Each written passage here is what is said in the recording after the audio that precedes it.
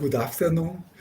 We are here, the YouTube channel of the Solid State Circuit Society and Electron Devices Society for IEEE. And it's a big pleasure to introduce Professor Dragica Vasileska. Professor Dragica Vasileska is an IEEE Fellow. She is a professor of electrical engineering at Arizona State University.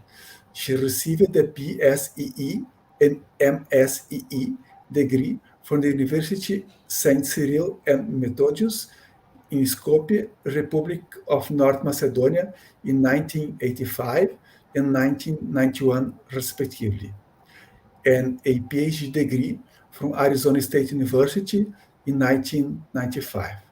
Her research interests include semiconductor device physics and semiconductor device modeling, with emphasis on quantum transport and Monte Carlo device simulations.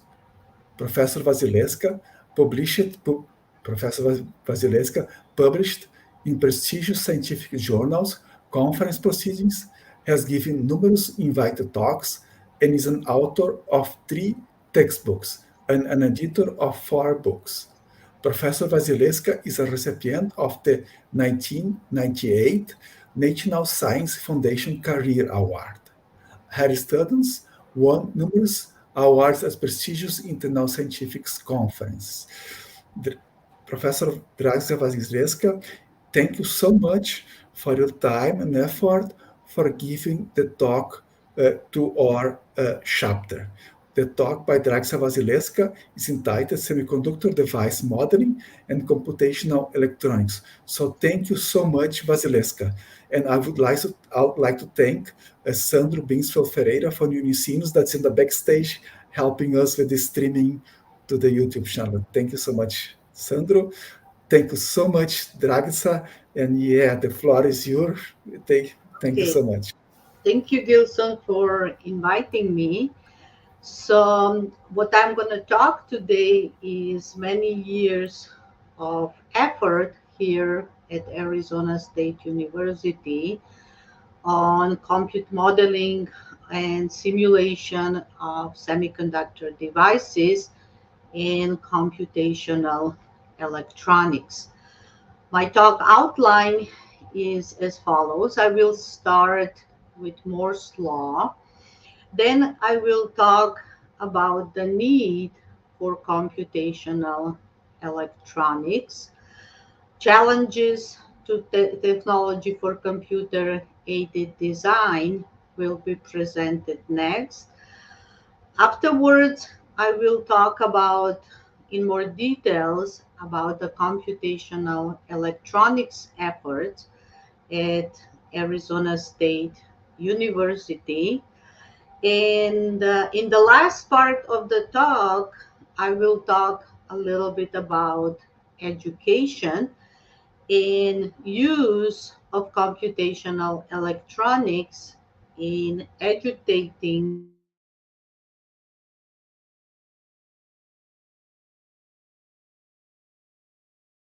I will finish my talk.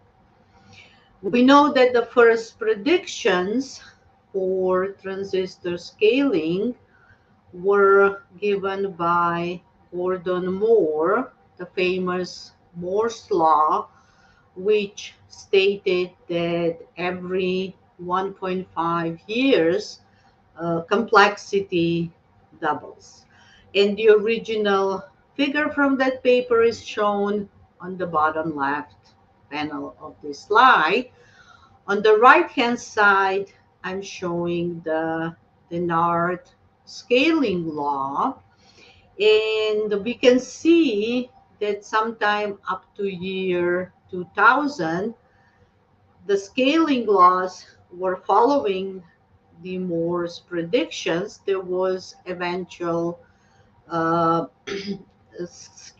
staling sometime between 2000 and 2010. But with the introduction of narrow fins, mobility enhancement, novel materials, precision structure control, we got back on the scaling trend. I really like this slide that was given to me by Intel, and essentially it shows the real roadmap of semiconductor transistor development, what really was necessary to be done to continue scaling. So, for example, one milestone that was made was in the 19 nanometer technology node, where strained silicon was introduced to boost the mobility of the carriers in the channel. In the 45 nanometer technology node, high K dielectrics and metal gates were introduced. In the 22 nanometer technology node is the technology node in which the first FinFET device was being introduced. Now, as we are approaching the angstrom era, more and more popular are the gate all around and ribbon feds, nanosheet transistors. This is how different companies pretty much call all these devices, with gate all around. Now, as we scale semiconductor devices, physics becomes more complicated.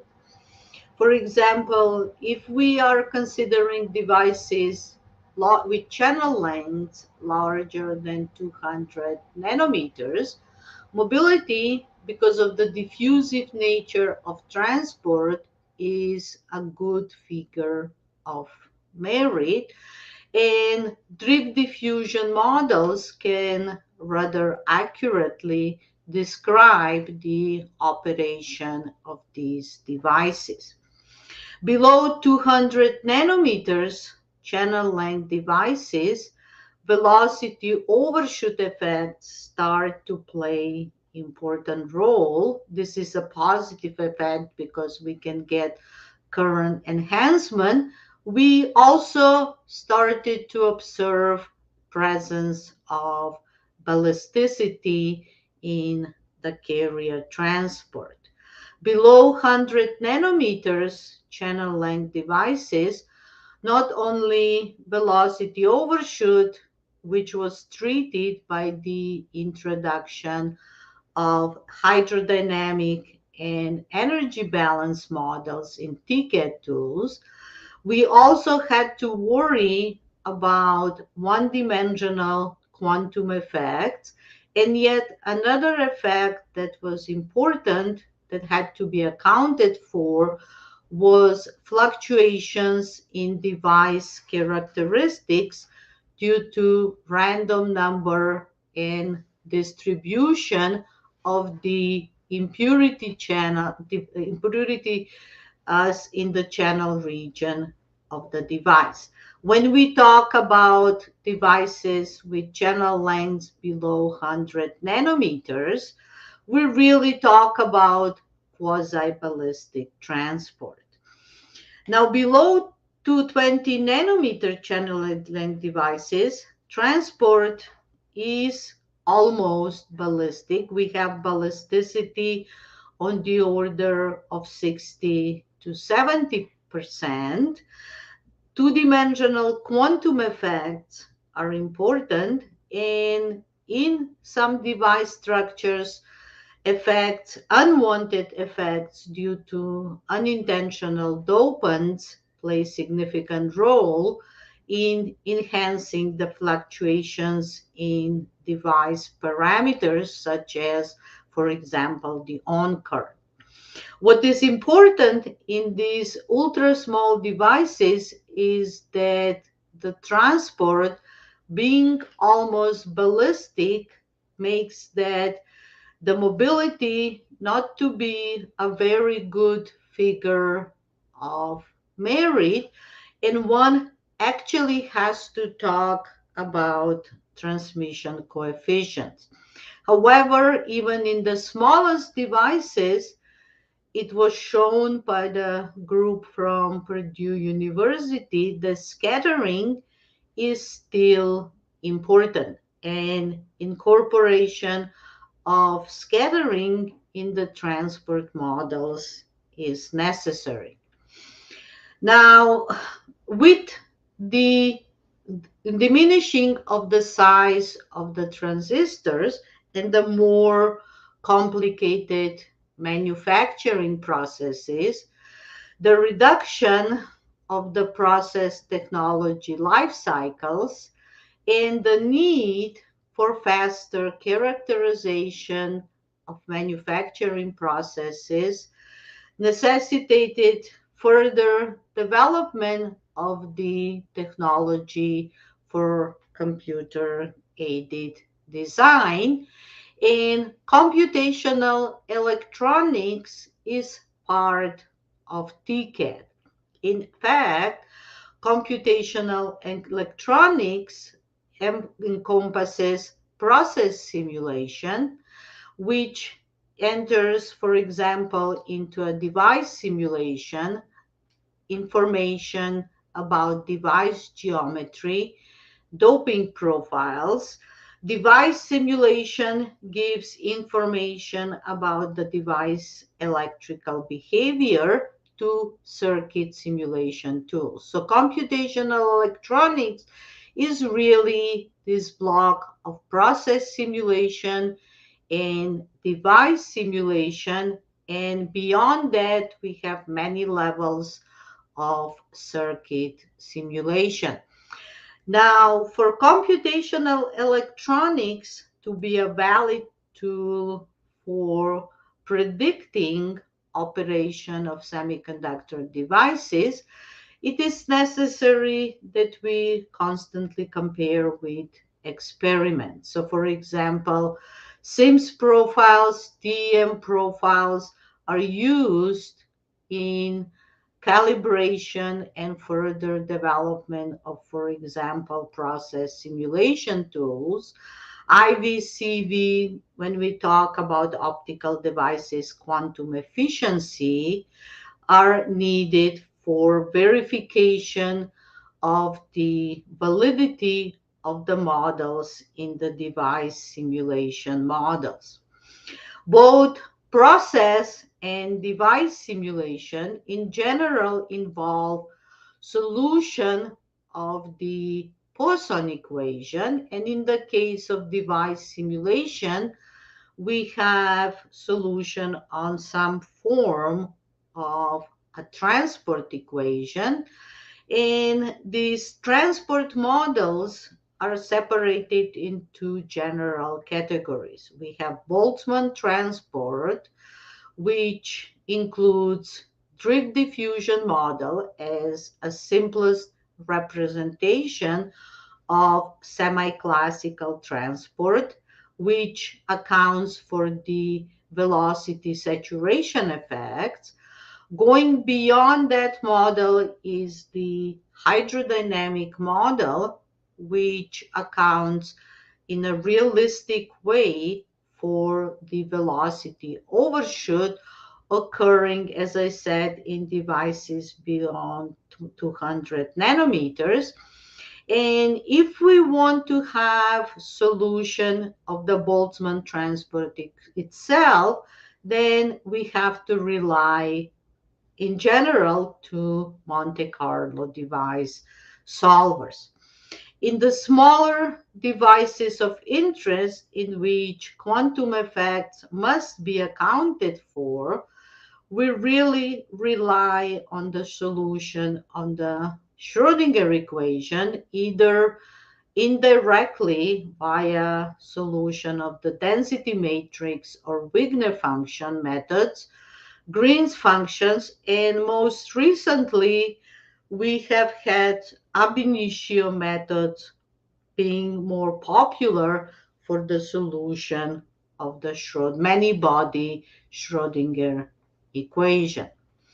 So how does a device simulation framework proceed is essentially shown on this slide here.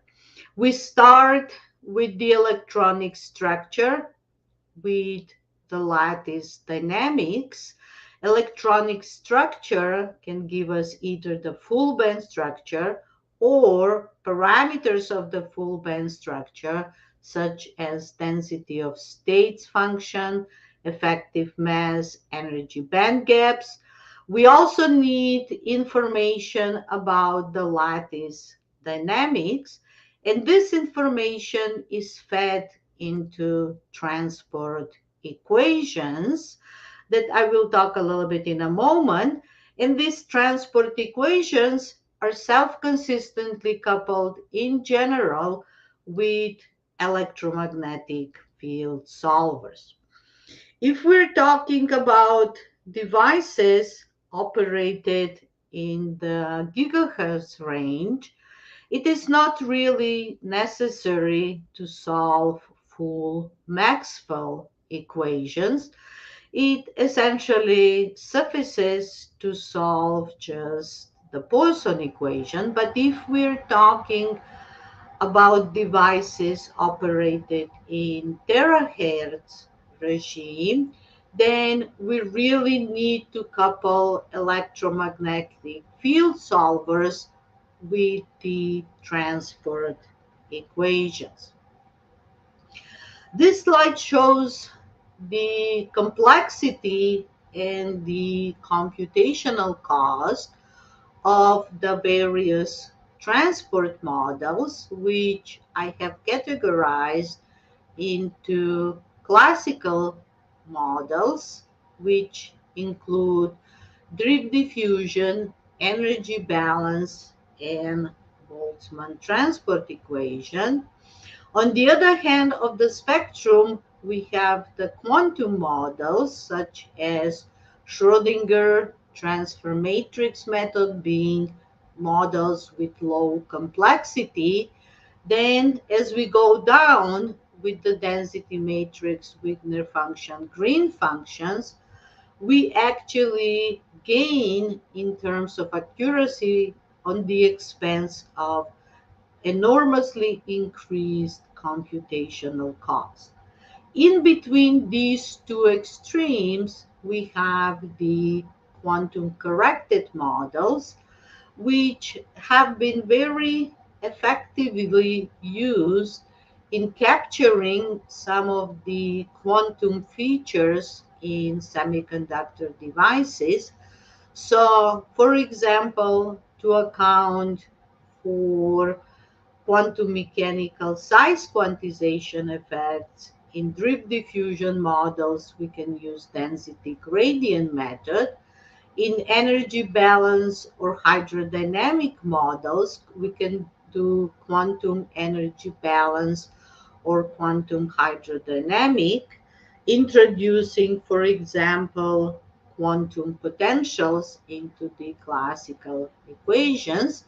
In the case of the Boltzmann transport equation, we can talk about quantum Boltzmann equation, in which we can account directly, for example, very accurately for quantum mechanical size quantization effects. The range of validity of different models and methods is shown here. We see that Monte Carlo spans over a very large range in terms of its applicability for cases when we have many scattering events and for cases where we have very small number of scattering events in which, for example, a transport could be ballistic. So Monte Carlo technique can be used from ballistic to diffusive transport and can be used effectively for analysis and applications such as nanowire transistors, ballistic transport, and some older generations of semiconductor devices. Now, there are a lot of challenges to technology for computer-aided design, And here I just want to highlight on some of these challenges. For example, one of them is the multi-scale modeling of gallium nitride device reliability. If, for example, we decide to do Monte Carlo device level modeling of these device structures, we can extract the charge density and Joule heating terms. These need to be fed into finite volume strain calculations, which give the local strains and stresses, which in turn affect the electron phonon matrix elements that are needed in these Monte Carlo device level modeling. So we see basically involvement of different length scales. In terms of the reliability, we have different time scales. So for example, to model gallium nitride HEMTs, which are very popular for RF applications, and one has to account, for example, for the short range interactions, because if we're talking about power electronic applications, we have very high electron densities, so electron-electron interactions play very significant role. Talking about gallium nitride, we have to worry about polarization effects. So these have to be properly accounted for if we were going to model accurately gallium nitride material, which is highly polar. We also have to model accurately quantum mechanical effects, which is nothing more but size quantization in the channel. Because of the large applied voltages and high energy of the carriers, which some of it is transferred as heat, we need to also worry about self-heating effects and degradation in the current due to these self-heating effects. So what this figure really shows is that we need to include a variety of complex effects in order to model, for example, just a gallium nitride HEMT. With regard to the self-heating, that is yet another challenge. The reason for that is the fact that self-heating by itself is a multi-scale process. In other words, the wavelength of the phonons is on the nanometer scale. The typical size of a phonon wave energy packet is tens of nanometers, whereas the phonon mean free path can be as long as microns. So for example, the phonon mean free path in silicon is about 300 nanometers, much larger than any state-of-the-art device.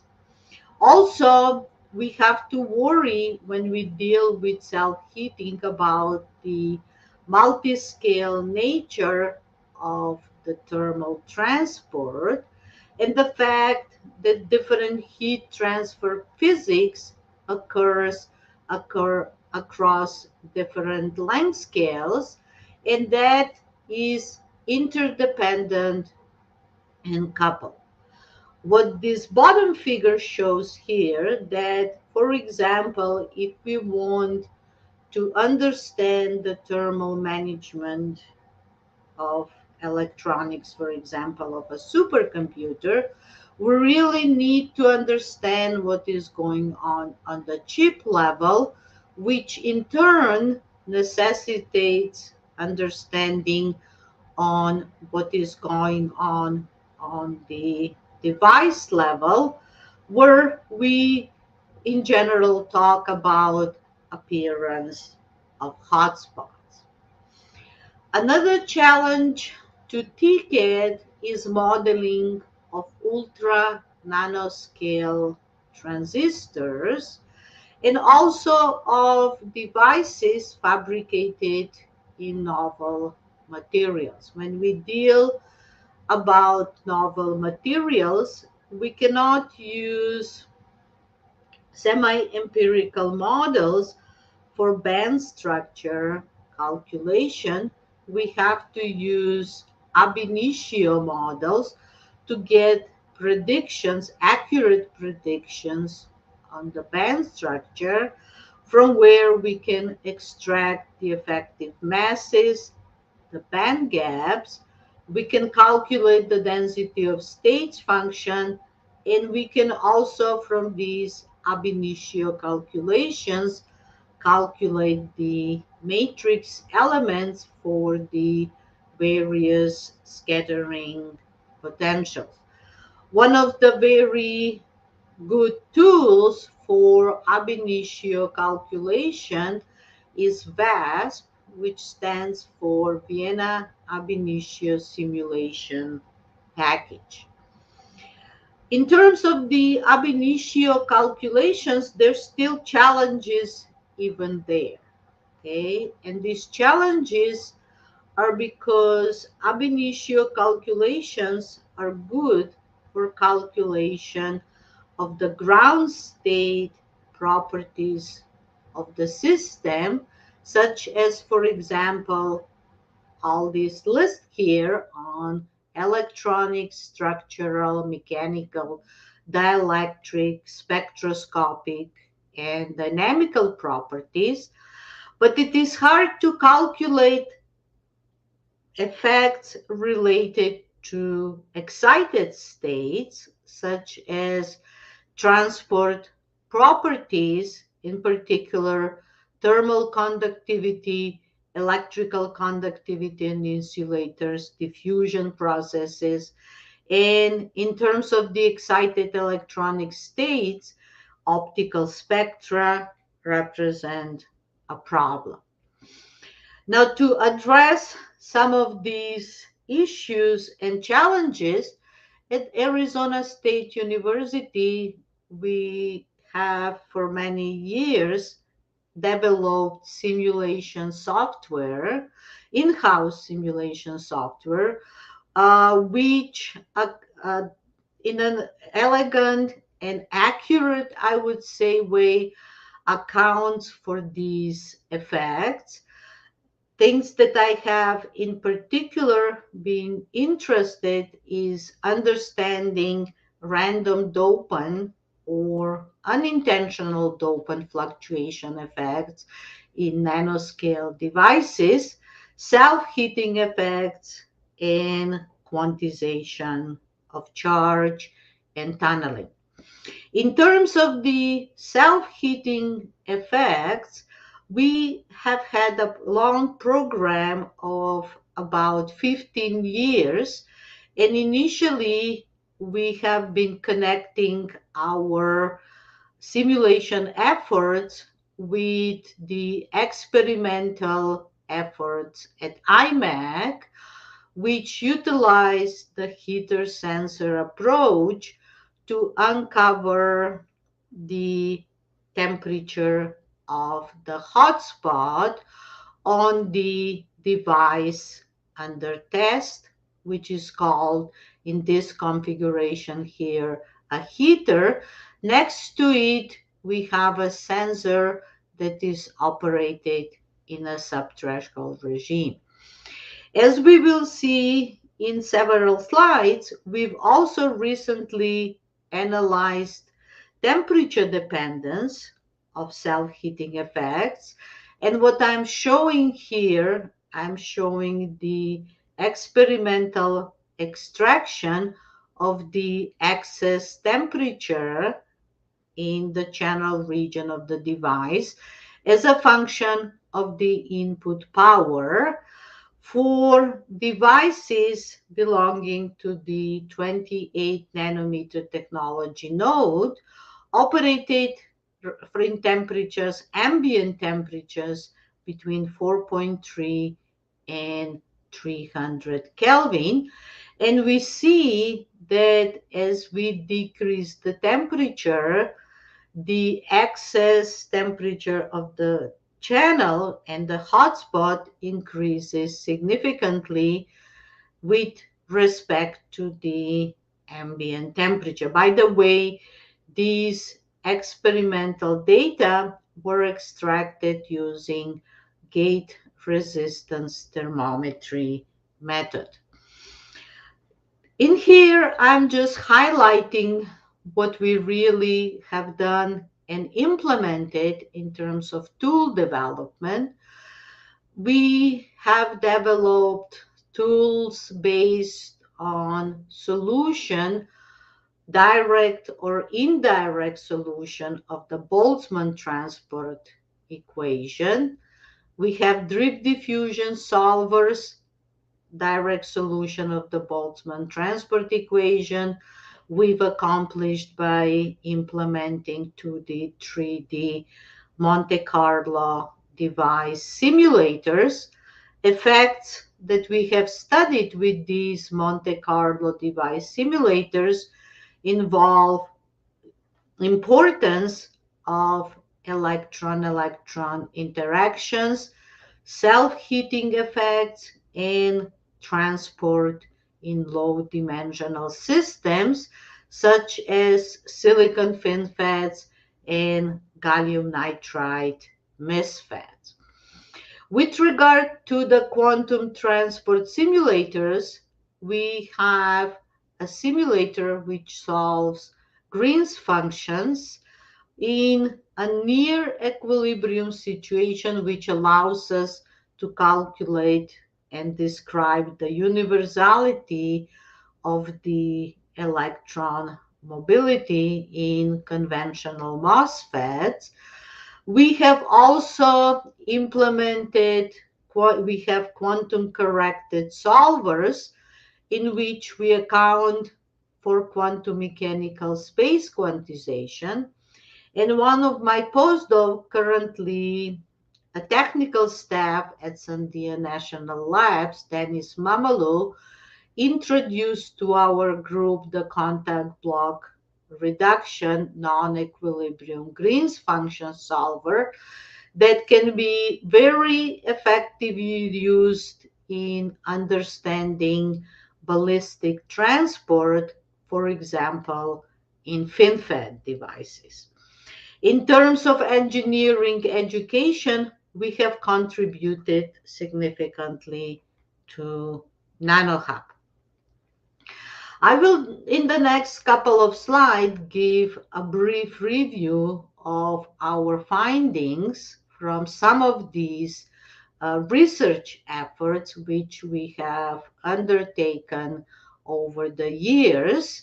One of them is the random dopant fluctuations due to the different number and the different distribution of the impurity atoms in the channel region of the device, which makes each transistor to behave in a unique way.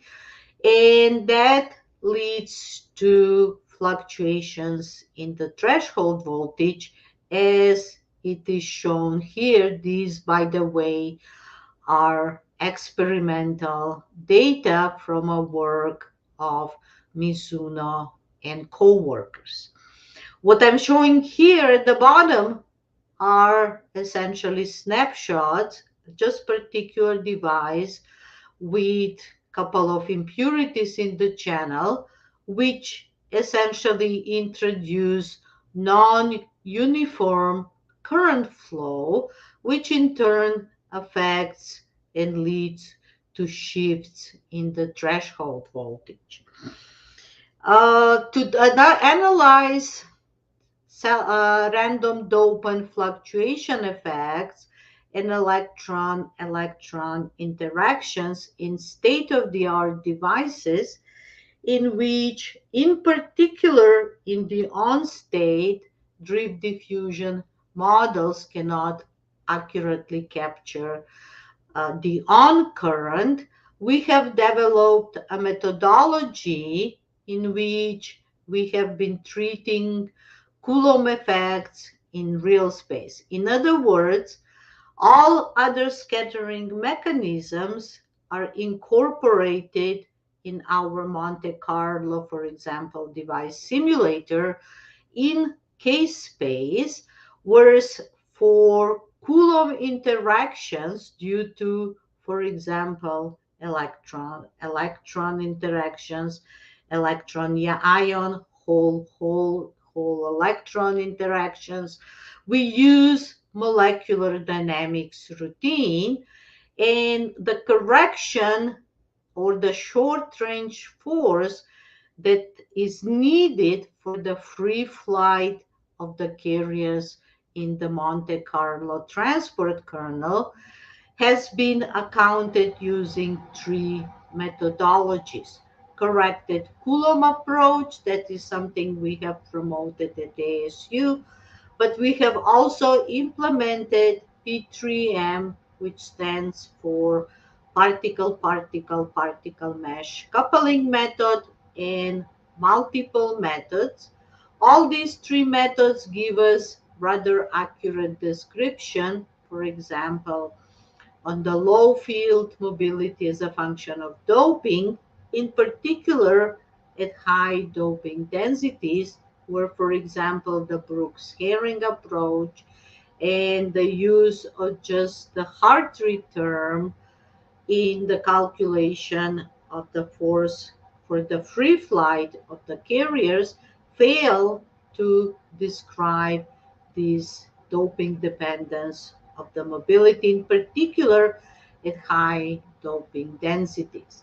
What I'm showing here in the right side is yet another effect that we can capture with our Monte Carlo device simulators with real space treatment of the Coulomb interactions. In this particular case, it is the electron-electron interactions that are emphasized. We see with the open circles here, I showed the average electron energy of the carriers entering the drain contact. If we don't include the electron-electron interaction, we don't see thermalization of the carriers. When electron-electron interactions are accounted for, we properly account for the physics of thermalization of the carriers once they enter in the drain end of the channel and into the drain contact. Also, using this simulator, we have investigated the impact of unintentional dopants in nanowire transistors. This was one of the first nanowire transistors introduced by Majima and co-workers, and experimental measurements showed two effects: threshold voltage increase because of the quantum mechanical size quantization effect, and fluctuations in the threshold voltage due to presence of unintentional dopants, which was later on captured rather accurately with our simulation software. Now, the electron-electron and electron-ion interactions have also been incorporated in our three-dimensional full-band Monte Carlo simulator for modeling 4H silicon carbide VD-MOS device. A device structure is shown here. It is a wurtzite material we've used empirical pseudopotential method to calculate the band structure of 4H silicon carbide. And as you can see here, we have accurately described the field dependence of the electron velocity and field dependent of the electron mobility in these devices, and symbols here represent experimental data, whereas dashed lines are our simulation results. So we can see that our simulation software is rather predictive. Okay, and that is actually very important for any semiconductor device too. Another important research area that we have worked on is self-heating in SOI devices. And as we know, self-heating effects arise in particular in fully depleted SOI devices because of the presence of the buried oxide. What we observe is a hot spot near the drain end of the channel of the device, which occurs because of the following reason. When we apply large electric fields, we essentially have hot electrons in the channel. In other words, carriers with very large energy. These carriers interact with the optical phonon and the acoustic phonon pad and transfer energy to the lattice. Optical phonons in the zone center have pretty much zero group velocity. So what is happening is that that energy transferred from the electron gas to the optical phonons is localized. Eventually, that heat is transferred through the system by a decay, anharmonic decay of optical phonons into acoustic phonons, which are very effective for the heat conduction in the semiconductor. Within the semi-classical limits, to capture these effects, it is necessary to solve, let's say, Boltzmann transport equation for the electrons and the phonon Boltzmann transport equation. In our simulators at ASU, instead of solving the Boltzmann transport equation for phonons, which is a very difficult task, we actually rely on the solution of the energy balance equations for the optical and the acoustic modes of vibration. I want to emphasize here that in these energy balance equations, important parameters are these relaxation times and the thermal conductivity of the material, which we know it changes with temperature, but also has a thickness dependence. One of the problems, for example, in SOI devices with thin silicon films, if I take that the silicon film has a thickness of 10 nanometer, the thermal conductivity is 13 watts per meter per Kelvin, which is about a factor of 10 smaller than what a bulk silicon would have. Of course, the thermal conductivity of silicon dioxide is about 100 times smaller than the bulk the thermal conductivity of silicon.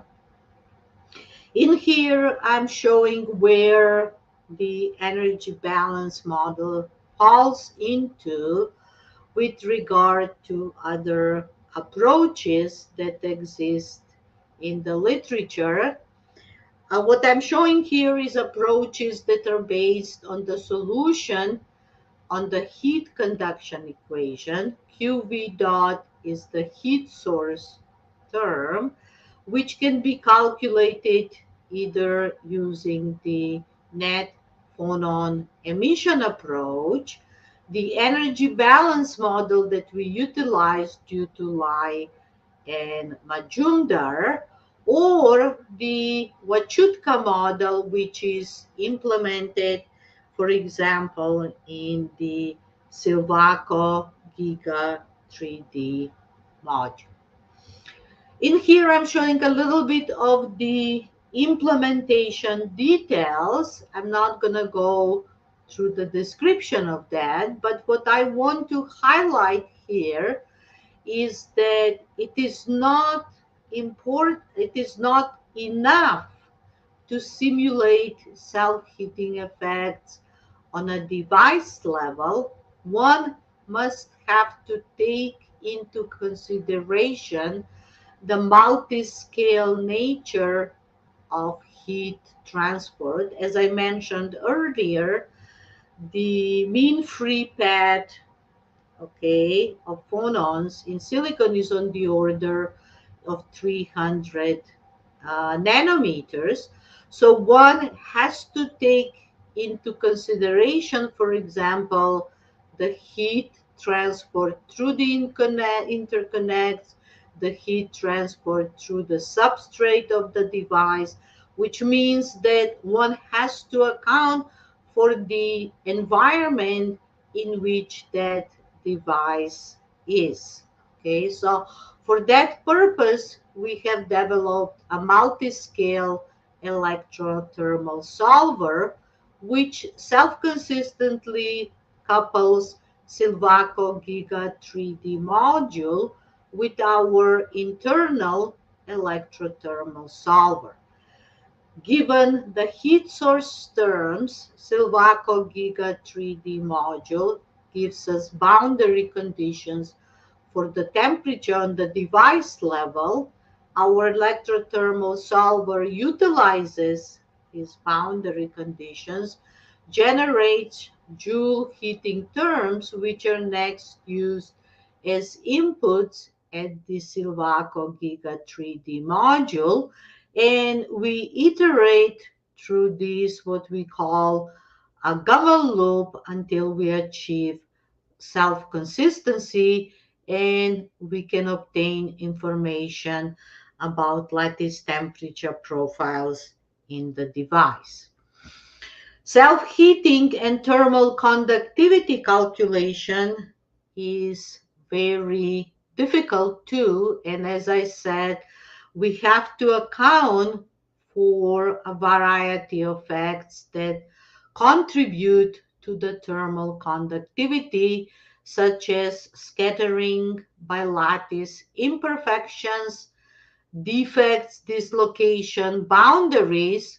For thin films, we have to account for the temperature and the thickness dependence of the thermal conductivity.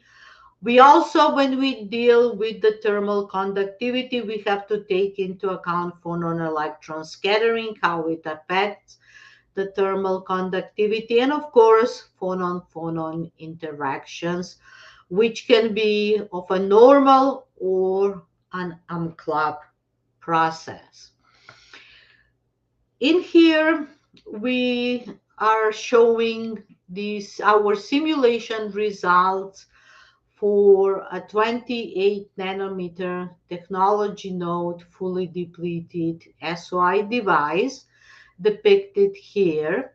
We can see that we can match the transfer characteristics rather accurately. Simulation is a solid line. Symbols, open circles, are experimental data on a linear and on a log scale.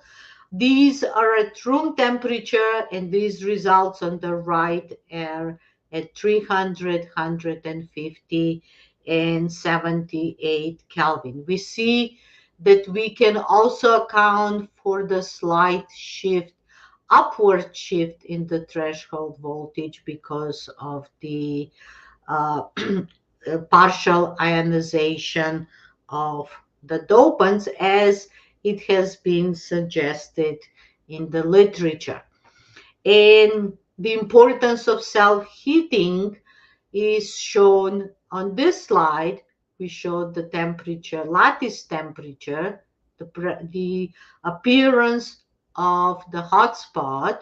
In this particular case, the hotspot is in the channel because we assume the device is isolated, so we apply Dirichlet boundary conditions at the edges of the device. We can see that the temperature under the gate as a function of input power matches rather accurately and follows the same trend as the experimentally extracted gate temperature from the literature.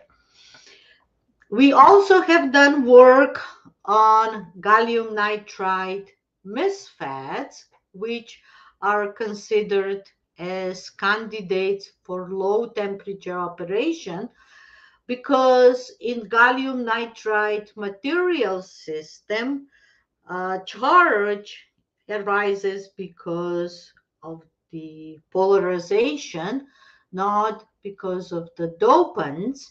So partial ionization problems are not really a problem here. So to understand the mobility behavior on this MOSFET device structure here, we have developed a three-dimensional Poisson 2D Schrodinger coupled to a one-dimensional Monte Carlo solver.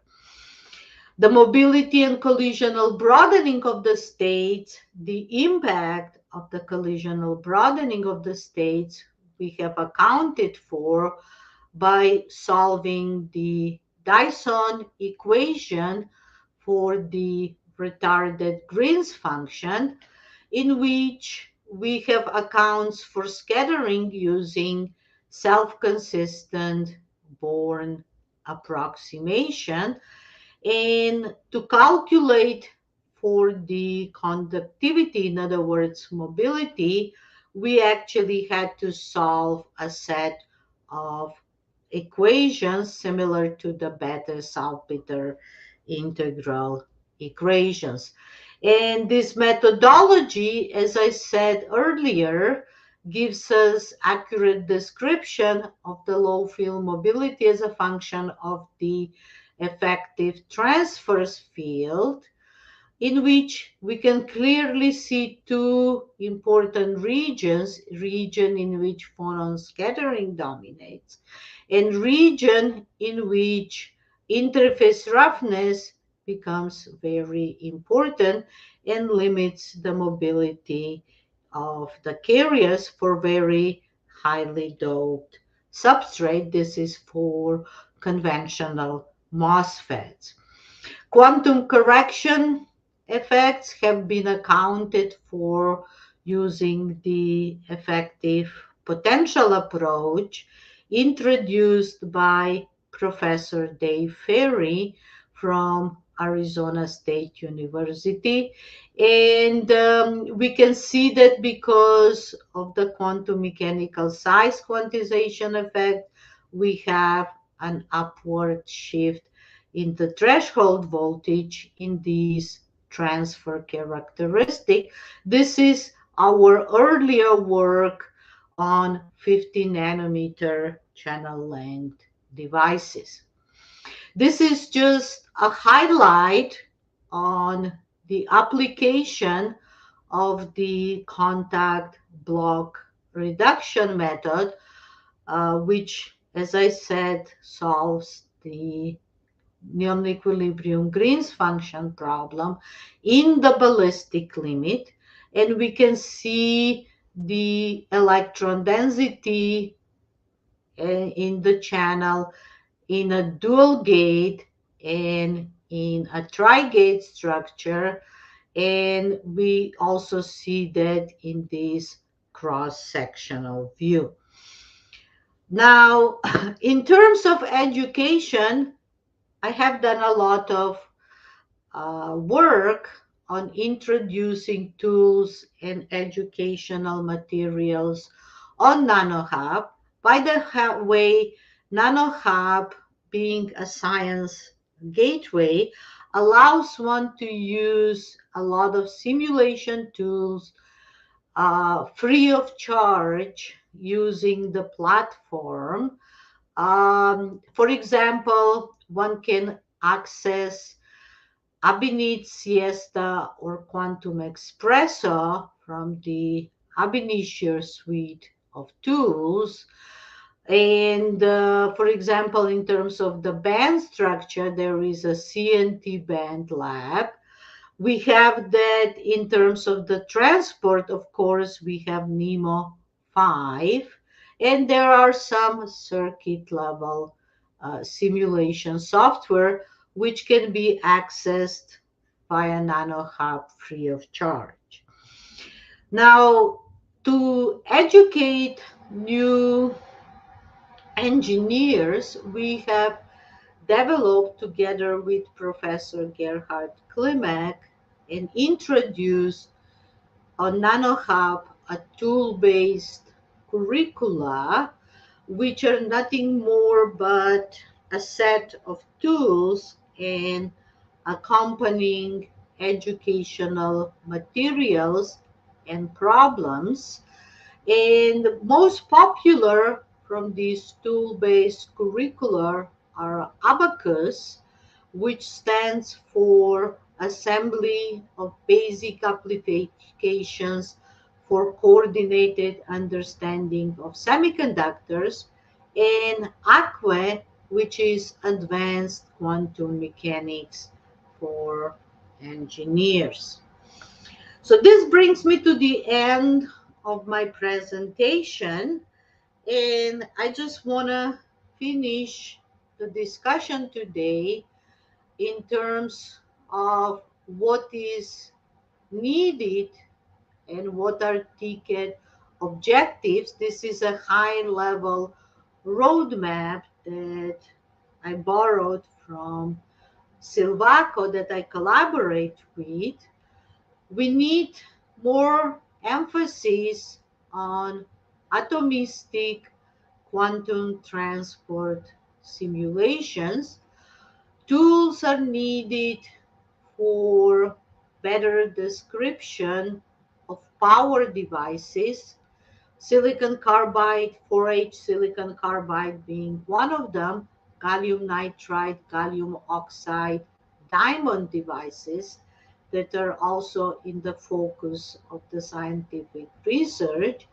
There is a lot of also effort in machine learning, in other words, TCAD powered by machine learning, and of course, a lot of effort for cryogenic support because of the importance of and need for introduction of quantum computing.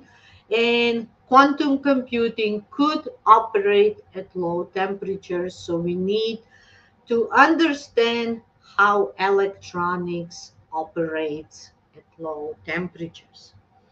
So with that, I would like to finish my presentation, and I would like to acknowledge the financial support from National Science Foundation, Office of Naval Research, Semiconductor Research Council, Army Research Lab, that have made this research possible. And of course, I want to thank all my students and colleagues who contributed significantly to this work.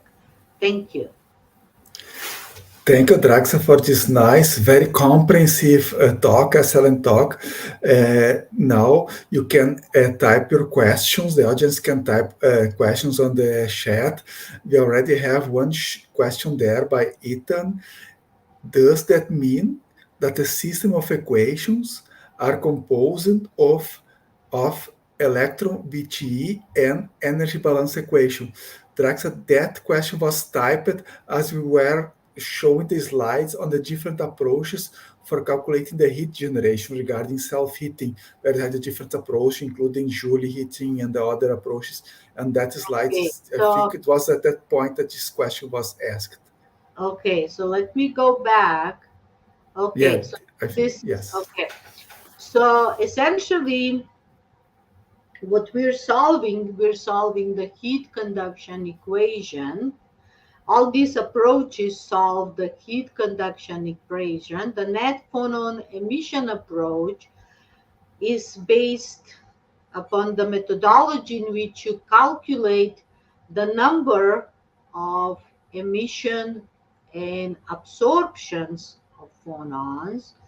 In the Lie and Majumder approach, this heat source term basically accounts for example, to the lattice, accounts from the heat or energy that is given to the acoustic modes directly from the electron bath. And this is the energy that is transferred from the optical to the acoustic phonons. Initially, in commercial simulators, um, Joule heating model was being used. In other words, the heat source term was calculated as J dot E, as we know, but Washutka actually introduced a very rigorous thermodynamical model for heat generation, and this is what is implemented in Silvaco Atlas. In terms of the energy balance models, these can be, I think that was the question was about, can be coupled to hydrodynamic models. So one can couple, for example, hydrodynamic models for the uh, carriers with the energy balance models for the phonons. Okay, so I think that was the question about, I didn't quite understand, but I think the question was whether we can couple energy balance equations, hydrodynamic equations with this model. Yes, we can. Yes, also think this was a question. Thank you, Draxa. We have another question there by Enrique Kessler. How do you imagine TCAD tools based on machine learning can contribute to the field improvement in runtime? Yes, TCAD tools can basically benefit a lot from machine learning in terms of improvement of runtime. And also, I would say that instead of doing multiple lengthy simulations for a variety of parameters needed for these TCAD tools, we can use machine learning to predict, for example, operation of some devices or structures using machine learning techniques. This is more related to solar cells, but I had a graduate student who was, for example, using machine learning to predict how much and how to actually model the copper diffusion in cadmium telluride solar cells. And the goal of that research work was to eliminate this lengthy experimental, I would say, efforts on characterizing how much copper you would like to have and what copper profile you would like to have with simulations that are based on machine learning techniques. So yes, that can significantly reduce the runtime But of course, you have to have a good statistical sample, right, to be able to do these predictions. Okay. Thank you, Draxa, for the answer. We have another question by Ethan. He say, thank you, professor. Did you use the most general electron scattering matrix element to calculate scattering rates, or you simply use models like deformation potential to calculate scattering rate? Yes, we use deformation potential models. Okay, we don't. We actually use deformation potentials to calculate scattering rates, which we calculate using first order time dependent perturbation theory, which gives you Fermi's golden rule. Okay, but we don't calculate the matrix elements directly from ab initio calculations. They have to be given to us. The deformation potentials have to be given to us to basically introduce them into our simulator, in particular the K-space, the scattering tables that we generate. Every Monte Carlo in the initial stage generates a scattering table in which we actually utilize these deformation potentials. Again, that is calculated, these transition rates are calculated, and total scattering rates out of state K are calculated using first order time dependent perturbation theory and Fermi's golden rule. Okay, thank you very much. I see no more questions. So, Draxa, thanks again very much. We have 1 hour and 7 minutes now. You may be also a little bit tired. So, uh, thank you very much for your great talk. For, for, for our chapter here, we have to thank you so much, Draxa. Thank And you for inviting me. It was a uh, pleasure. yes, if there are no more questions, I'm going to end the transmission and the streaming.